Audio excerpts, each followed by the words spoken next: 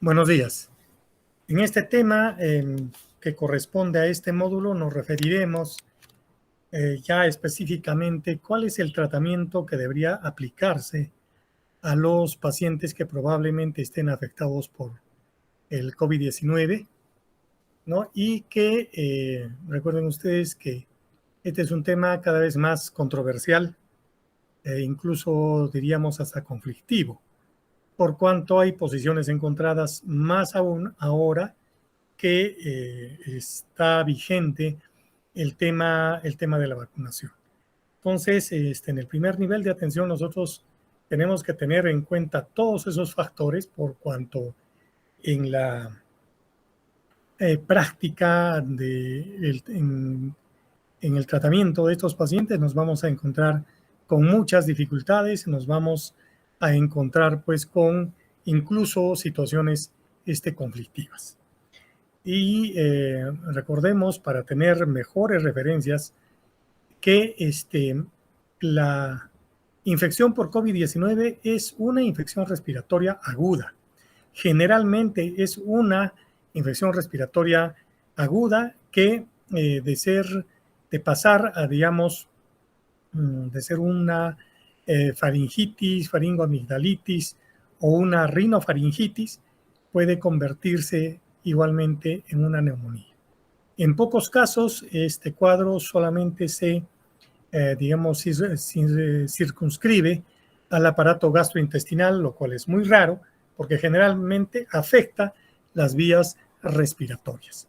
Y es ahí donde causa los mayores problemas y, por supuesto, en algunos casos puede llegar hasta a causar la muerte del paciente simplemente porque no se le dio el tratamiento adecuado y sobre todo el tratamiento oportuno, ¿no es cierto? Entonces, aquí vamos a empezar a ver algunas cosas muy puntuales por cuanto el Ministerio de Salud ha sacado una norma técnica como en, en muchos aspectos de la salud, pues, todo está normado en realidad, todo está escrito y hay que tener solamente el cuidado de leer las normas, porque muchas veces en nuestra práctica diaria hacemos cosas que en realidad no están en las normas, pero también hay que tener en cuenta que muchas veces las normas digamos, tienen limitaciones o no contemplan todas las, digamos, variantes que puede haber en la atención a un paciente. Cada paciente es en realidad un mundo, ¿no? Donde hay que tener en cuenta muchos factores, no solamente el tema de la enfermedad, ¿no? Nosotros estamos acostumbrados a tratar solamente la dolencia que presenta el paciente, incluso parcialmente, y no tomamos en cuenta que estamos frente a una persona, a un ser humano, que pertenece además a una familia, a un colectivo, y que es una persona que necesita pues también contemplar otros aspectos que no son necesariamente los de su enfermedad. Es decir, el tratamiento integral, el tratamiento a la persona, no a la enfermedad, a la persona. Entonces, en esta norma técnica de salud, el 171 del 2021, están todo lo concerniente, ¿no?, a la atención que debe darse en el primer nivel de atención frente a este problema que en algún momento constituyó y en algunos sitios todavía constituyen una verdadera, digamos, emergencia, ¿no? Y que ha conllevado a una situación de desastre sanitario. Entonces, esta norma tiene por finalidad contribuir a la reducción del impacto sanitario y también, por supuesto, todo lo que se ha referido ahí desde el punto de vista socioeconómico, etcétera, etcétera, en los establecimientos del primer nivel de atención. Nos estamos refiriendo a los centros y puestos de salud, hasta los centros de salud 1-4. Entonces, aquí hay disposiciones con un objetivo general, con objetivos específicos, con el ámbito de aplicación que es digamos, a todo lo que es el primer nivel de atención y es de aplicación obligatoria en los establecimientos que dependen del Ministerio de Salud y en lo que corresponda, por supuesto, a los demás establecimientos. Esta norma técnica está sustentada en una serie de leyes, ¿no? De normas, en fin, que tiene el Ministerio de Salud y que se han ido acumulando a través del tiempo. También tiene disposiciones generales, ¿no? Donde hay las definiciones respecto a los establecimientos de salud, respecto a los términos que nosotros empleamos en el tratamiento de estos pacientes, etc. Además de ello, todos los medios que nosotros empleamos, todos los recursos que nosotros empleamos para la atención de estos pacientes está aquí claramente definido, ¿no? Y en el último punto de esta página dice diagnóstico sindrómico IRA COVID-19. Diagnóstico síndrome infección respiratoria aguda por COVID-19.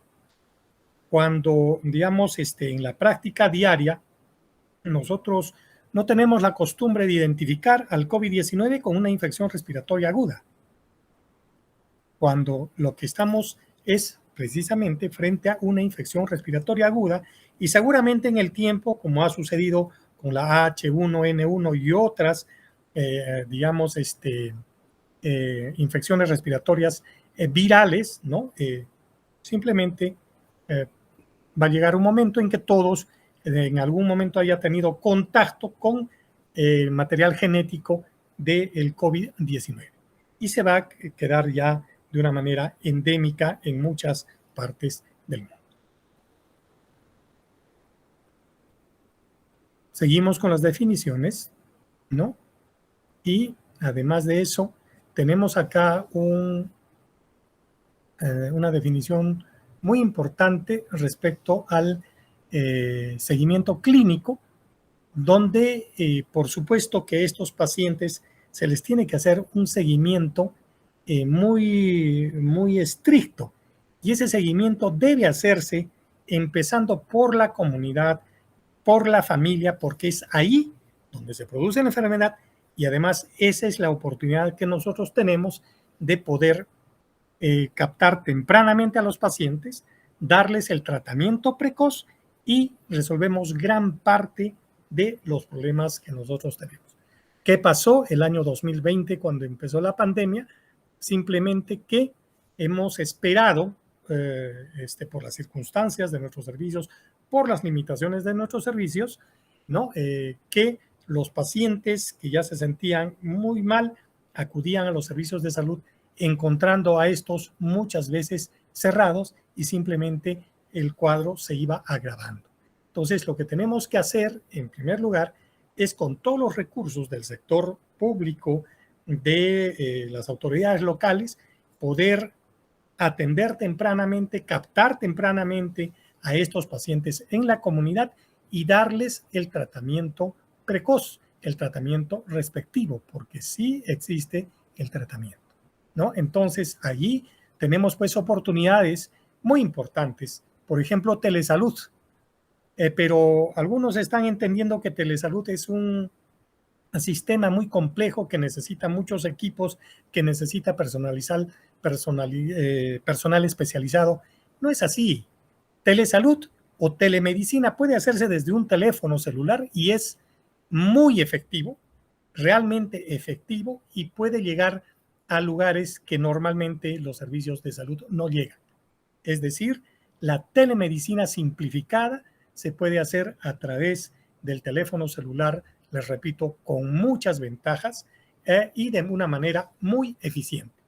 En la norma no está muy bien especificada. Esperamos que el Ministerio de Salud trabaje este tema, pero lo cierto es que nosotros podemos hacer primeramente el diagnóstico de un paciente y en segundo lugar el tratamiento respectivo y por supuesto el seguimiento a través de telemedicina simplificada con el uso del celular. A través de este podemos hacer videollamadas o simplemente con una llamada podríamos nosotros atender a una gran cantidad de pacientes que normalmente no podríamos o no serían atendidos. Entonces, telesalud hay que darle la importancia del caso y en nuestro territorio, en nuestro país, telemedicina simplificada es una gran oportunidad. Ahí también está la definición de visita domiciliaria. Eso tiene que hacerse de tal manera de que, repito, podamos contener a la pandemia en la comunidad, en la familia, que es donde se produce la enfermedad. A medida que pasa el tiempo, estos pacientes se van complicando, pero no solamente por el tema de la enfermedad, sino también porque se entra en una especie de pánico, no solamente por parte del paciente, sino también de los familiares, y ahí las cosas se complican muchísimo más. Entonces, la adecuación de nuestros establecimientos de salud y la adecuación de nuestra forma de atender es muy importante porque se trata pues de contener en la comunidad, se trata de contener finalmente en el ámbito que le corresponde al primer nivel de atención. Esto, si bien es cierto, está en la norma, se tienen varias disposiciones y recursos que se han dado para ello. Sin embargo, la visita domiciliaria, la adecuación de nuestros servicios de salud para que podamos llegar a las familias no está bien definida, todavía no se hace de manera rutinaria, por lo menos en un número importante de establecimientos de salud. Esa es justamente una de las razones por lo cual nosotros debemos de seguir trabajando en lo que en algún momento se denominó pues medicina familiar, ¿no? Salud familiar.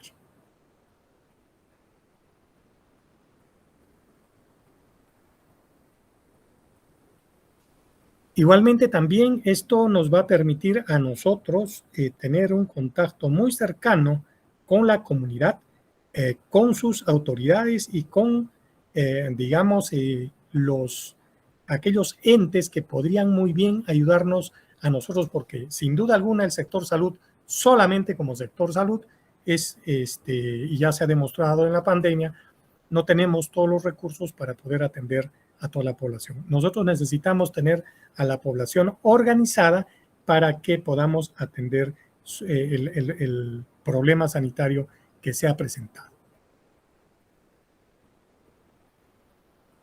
En esta norma, todo está, les repito, está normado, tiene disposiciones específicas, todo está bien explicado, ¿no? Acá también incluso habla de la organización de los servicios de salud, los roles que nosotros debemos de tener, ¿no? Y también la comunidad y las autoridades. Hay la definición de los circuitos COVID y los circuitos no COVID. Está también los procesos definidos respecto al triaje, la identificación de casos, el registro y notificación de casos, que es un gran problema que tenemos actualmente, ¿no? El verdadero registro, y ese es un problema muy serio que en algún momento esperemos que el Estado lo pueda analizar, porque nosotros creemos de que la notificación, por ejemplo, de defunciones está totalmente distorsionada, ¿no? Se ha tomado un método en el concepto inadecuado para poder saber exactamente cuántas defunciones por el COVID se ha tenido en el país. Las defunciones tienen que ser necesariamente respaldadas por un certificado médico. Si no hay una defunción que se está señalando por COVID, pero que no esté respaldado por un certificado médico, no deberíamos de nosotros considerarlo una defunción por COVID, como muchas veces se está haciendo, ¿no? Entonces, este problema del registro y notificación de casos es un problema muy serio. Incluso aquí hay un tema que por favor hay que prestarle la debida atención. La norma dice, en este ítem E, dice, aplicación de pruebas diagnósticas. Dice claramente, de acuerdo con la valoración clínica, se toman las pruebas diagnósticas según normatividad vigente y luego se registran en la ficha F100 del SYSCOVID. Es decir, yo entiendo esto, que el diagnóstico de COVID se hace de acuerdo al diagnóstico clínico, de acuerdo al examen clínico que lo tiene que hacer, por supuesto, un médico. Si no tiene un diagnóstico por parte del médico, así la prueba salga positiva, ese paciente no puede ser diagnosticado como COVID, lo que se está haciendo en la actualidad. Y recuerden lo que pasó el año 2020 con las famosas pruebas rápidas serológicas, que tenían un gran número de fallas, ¿no? Y que incluso a la actualidad, en algunos casos, se sigue utilizando, o sea, de una manera, en mi concepto, eso puede haber colegas que digan lo contrario, pero en mi concepto ese es un error. Porque hemos observado muchos pacientes, por eso hablamos, de acuerdo a la experiencia que nosotros tenemos en la atención de estos pacientes, que muchos de estos pacientes no presentaban sintomatología, ¿no? No presentaban sintomatología, sin embargo, en la prueba serológica aparecía como positivo. Entonces el paciente se preocupaba, ¿no? Se deprimía y algunos de ellos, por supuesto, que hacían el cuadro. De tal manera que hay que volver a recalcar, el diagnóstico de COVID es un diagnóstico clínico que lo tiene que hacer el médico, no la prueba. Incluso no la prueba, digamos, que actualmente se está haciendo, ¿no? Por ejemplo, la antigénica. Entonces, necesariamente, y esto está en la norma, por eso les decía, está en la norma, nosotros tenemos que leer adecuadamente la norma.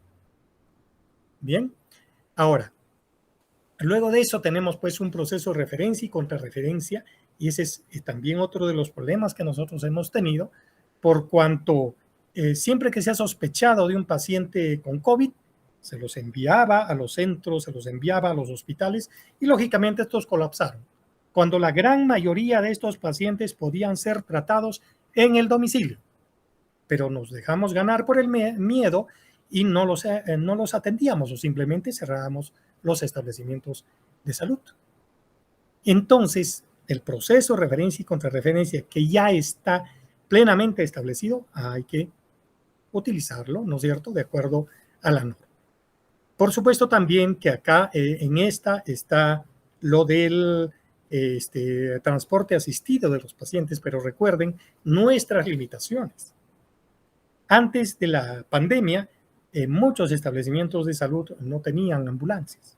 Ahora sí, se ha comprado y ahora se tiene una gran cantidad, en varias regiones, una gran cantidad de ambulancias, ¿no es cierto? Entonces, eso conlleva a otro tipo de problemas.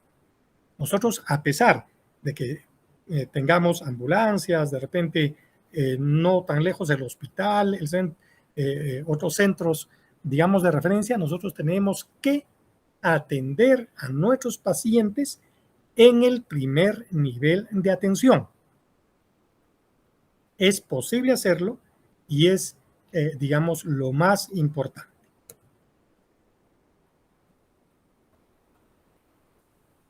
Ahí también se habla del seguimiento clínico, que como les repito, se puede hacer perfectamente a través del celular. Es muy efectivo, ¿no? Muy cómodo.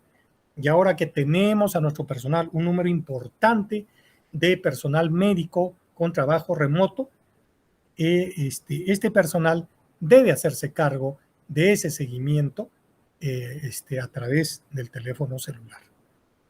Yo creo que no hay personal de salud que no tenga un teléfono celular, Entonces hay que ver, y eso ya depende de la organización de los centros, puestos de salud, de los directores, de poder, digamos, porque sabemos que puede presentarse este pretexto de que no, yo no hago telemedicina mientras la institución no me dé el teléfono, no me pague el internet, etcétera, ¿no? Entonces hay que ver cómo poderlo hacer, ¿ya? Para hacer justamente el seguimiento clínico de estos pacientes.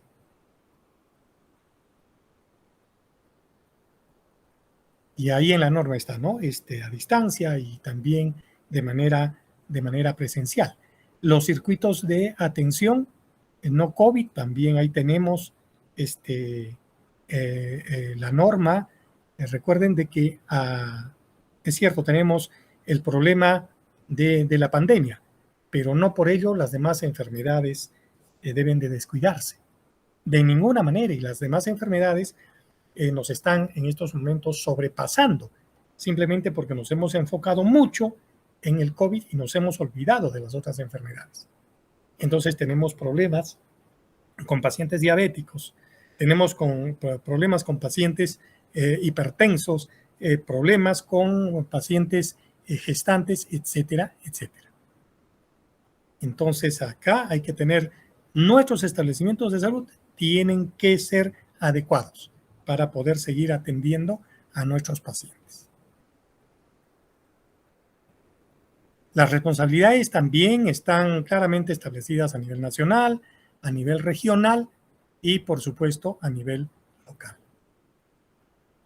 ¿no? Si se llega digamos, a identificar a algún paciente, ¿no? Un paciente que, previa educación sanitaria, el mismo puede hacer su aislamiento domiciliario, como se hace o como se hacía con un paciente, por ejemplo, con una gripe fuerte, ¿no? Los pacientes, cuando identifiquen a un paciente con una gripe fuerte, lo más probable que a estas alturas sea por COVID, pero no por ello hay que alarmarnos, no por ello hay que aislarlo o dejarlo de atender cuando, como ustedes mismos están viendo, que señala la norma, es una infección respiratoria aguda y la gran mayoría debe ser tratado como tal, ¿no es cierto? Salvo que haya una opinión médica en contrario y señale lo concreto para ese caso. Recomendaciones también, ¿no? Cuando debe acudir. Lo cierto es que en todo esto, lo más importante es el diagnóstico temprano, el tratamiento oportuno a estos pacientes, y repito, eso se puede hacer en el domicilio, ¿no? Con las medidas de bioseguridad que ya todos conocemos. Creo que gran parte de la población está debidamente, digamos, sensibilizada al respecto.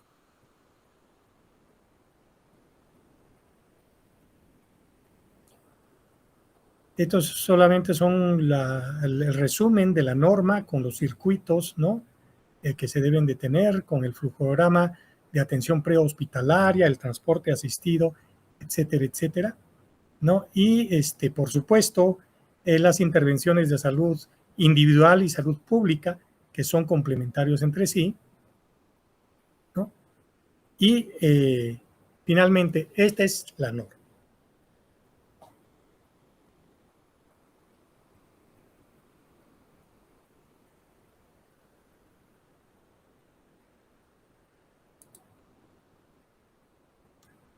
Enseguida veremos otra presentación, unos minutos, por favor.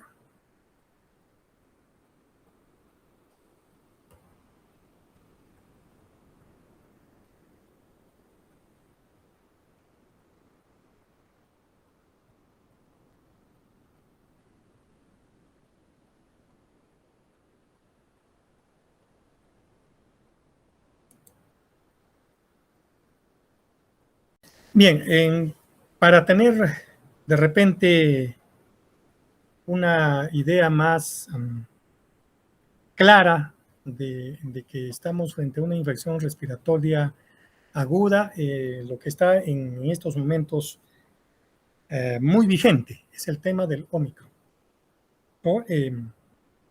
como ustedes podrán ver, claro, esto es un video educativo para la comunidad, pero nos sirve a nosotros, donde se está señalando que el Omicron es muy transmisible, ¿no? Puede causar COVID, aún en personas vacunadas y también en quienes ya tuvieron la enfermedad, es decir, como a algunas personas le pasa, todos los años le da gripe. Y cuando hay el cambio estacional, les da gripe. Entonces, en realidad estamos frente a una variante, ¿no?, del virus, una variante del virus que produce los síntomas similares a una gripe, ¿ya? Y que va a ocasionar, ¿no?, una gripe fuerte, un resfriado, como este video educativo lo señala, ¿ya? Igualmente, dice que estas infecciones por Omicron se están incrementando de forma exponencial, ¿no? De repente es la característica de esta variante del virus, que ha comenzado a expandirse muy rápidamente, pero que afortunadamente no tiene, como en la primera ola o segunda ola, no tiene pues el impacto en cuanto al número de defunciones. Y tampoco aquí el hecho de haber sufrido infecciones anteriores da protección, ¿no? Entonces hay que tener en cuenta que prácticamente estamos frente a una nueva cepa con la cual no se ha todavía desarrollado inmunidad colectiva, ¿no? De tal manera hay que saberla reconocer. Dicen acá que las vacunas siguen siendo la mejor herramienta. Ya hay estudios que así lo señalan. Afortunadamente, repito, la cantidad de funciones no son las que hemos tenido en la primera o segunda ola. Y el Omicron más se acelera, se asemeja a una gripe estacional que a los cuadros de COVID por ejemplo, de la primera ola, ¿no? Es mucho más similar.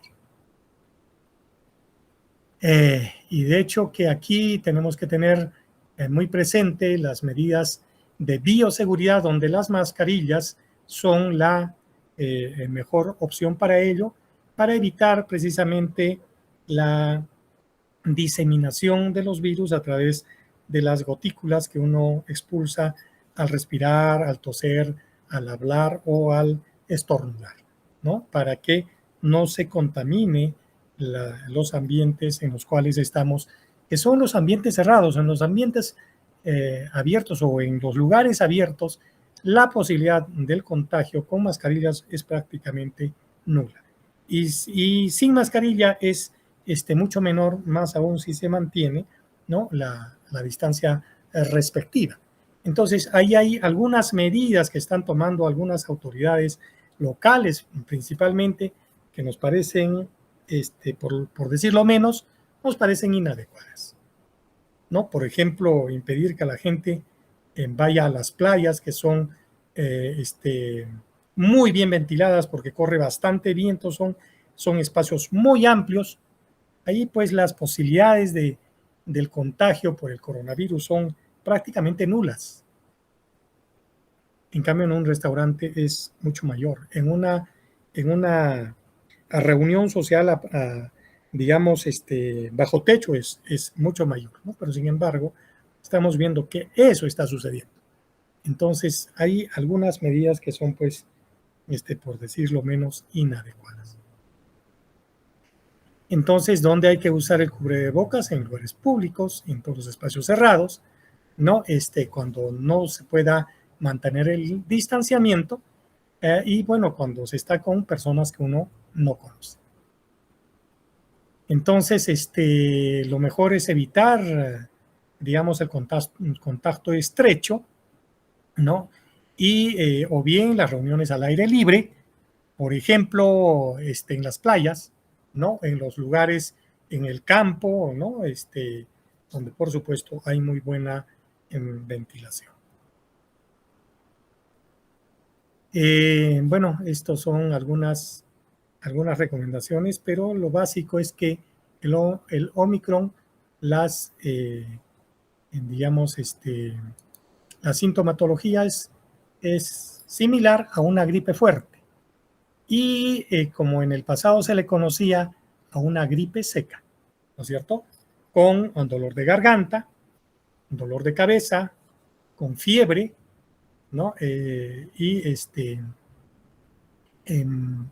que también hay dolor muscular, ¿no es cierto? Hay cansancio. Aquí en el caso del Omicron el cansancio es mucho más severo, ¿no? Entonces tenemos digamos, el cuadro ya que prácticamente se está haciendo típico del Omicron, pero que no debería de preocuparnos en exceso porque esta preocupación causa muchos más problemas, ¿no? Entonces, finalmente, ¿cuál es el tratamiento de esta enfermedad? Lo vamos a ver enseguida.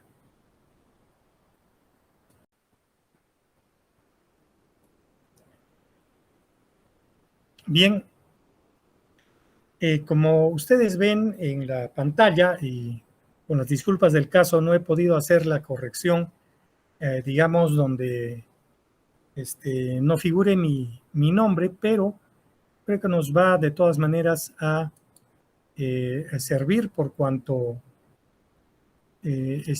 aquí está señalado claramente, ¿no? En qué casos nosotros deberíamos de utilizar ya un tratamiento fuera del tratamiento, digamos, sintomático que nosotros acostumbramos dar cuando hay un resfriado, ¿no? Cuando hay una faringitis leve, cuando hay un poco de fiebre, ¿no? Ya sabemos que con paracetamol, en algunos casos se utiliza también ibuprofeno, etcétera, con abundante líquido, nosotros resolvemos este problema de estos resfriados comunes que mientras no se compliquen, el tratamiento es, digamos, posible de hacerlo en el domicilio sin mayores complicaciones. Pero ¿qué pasa que cuando ya el cuadro comienza a presentar con un severo dolor de garganta, dolor al deglutir, ¿no? La llamada odinofagia, cuando ya el paciente comienza a sentir un dolor de cabeza bastante intenso, tiene fiebre alta, dolor corporal, dolor muscular, un desgano bastante pronunciado, entonces, ha llegado el momento de tratar la faringoamigdalitis como siempre la hemos tratado. Incluso cuando comienza a presentar, digamos, en dificultad respiratoria porque ya está haciendo probablemente una neumonía, entonces para evitar complicaciones, este tratamiento este paciente debe recibir, por supuesto, tratamiento antibiótico y tratamiento con corticoides. Afortunadamente ya tenemos muchos estudios que están señalando la efectividad, por ejemplo, del corticoide, pocos estudios respecto al uso de antibióticos específicos para la enfermedad, porque recuerden, las enfermedades virales todavía no tienen tratamiento específico. No hay un tratamiento, por lo menos ya muy, digamos, generalizado del virus, pero sí de las enfermedades que son consecuencia de la complicación por el COVID-19. Ahí también pueden haber muchas diferencias de opinión, pero nosotros sostenemos de que, y además este tratamiento ha sido ampliamente utilizado y sigue siendo utilizado. De tal manera de que lo que tenemos que tener presente acá es, por eso es que les decía, esta receta está orientada de repente al primer nivel de atención donde no hay necesariamente médico, ¿no? Donde la recomendación más importante es no mezclar las inyecciones. porque nosotros tenemos la costumbre, por ejemplo, de mezclar el corticoide, en este caso dexametasona, con la ceftriaxona, la utilizamos de diluyente y la colocamos. Nosotros hemos observado que definitivamente esto anula la efectividad de ambos medicamentos. Y de preferencia también que sea por vía endovenosa, porque además de su comodidad es mucho más efectivo, ¿no? Entonces, aquí el tratamiento es dexametasona 4 miligramos diarios por 3 o 4 días, ¿no? En la mañana, y la ceftriaxona, que es un antibiótico de amplio espectro, cada 12 horas, 1 gramo cada 12 horas, repito, de preferencia por vía endovenosa, por eso la indicación de la colocación del Avocat, y colocarlo muy lento, si es posible, hasta en 1 hora, previamente diluido en 100 mililitros de cloruro de sodio.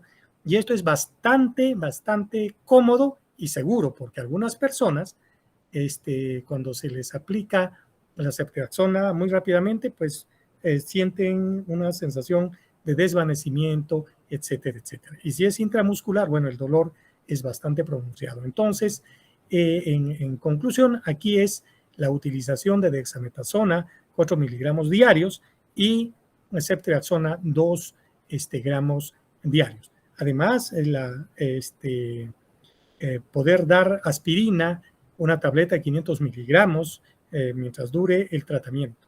Y este tratamiento puede ser, aquí está señalado, por 3 días, pero puede ser por 4, por 5, incluso por 6 días, mientras el paciente pues se recupera totalmente.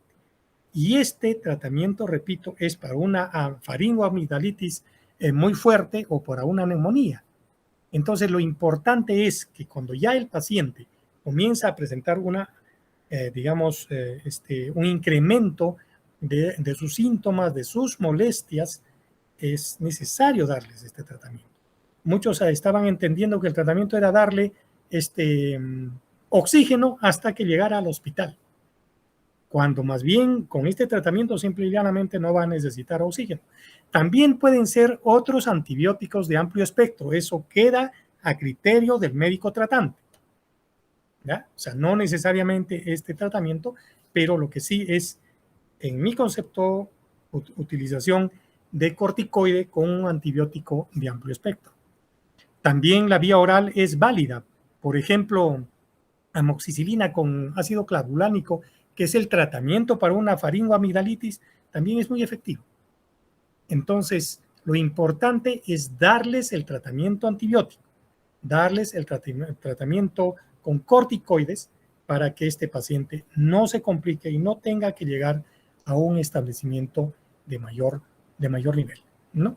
Y además, por supuesto, en tanto este paciente recibe este tratamiento, hacer el seguimiento. Si no presenta complicaciones, ahí queda la cosa. Si no, hay que derivarlo, ¿no? También lo importante es que el paciente tenga que tomar abundantes líquidos para poder expectorar, en fin, y para mantener al paciente en buenas condiciones, ¿ya? Entonces, esta es finalmente el tratamiento, pero repito, puede haber otros, pero que tengan que ser antibióticos de amplio espectro y tengan que ser corticoides. El tratamiento hospitalario, bueno, ya es mucho más complejo. Nosotros hemos observado una excesiva polifarmacia en el tratamiento hospitalario, lo cual no debería ser, no debería ser, porque ya sabemos las consecuencias de la polifarmacia y tiene una serie de contraindicaciones muy claras, que no debería ser así, ¿no? Incluso hasta hemos visto unas recetas en las cuales habían, pues, por ejemplo, antitusígenos. Eso debería estar totalmente contraindicado. Bien, esto es lo que nosotros les podemos señalar, cumpliendo con el encargo que se nos dio, y por lo tanto agradecemos la invitación. Muchas gracias.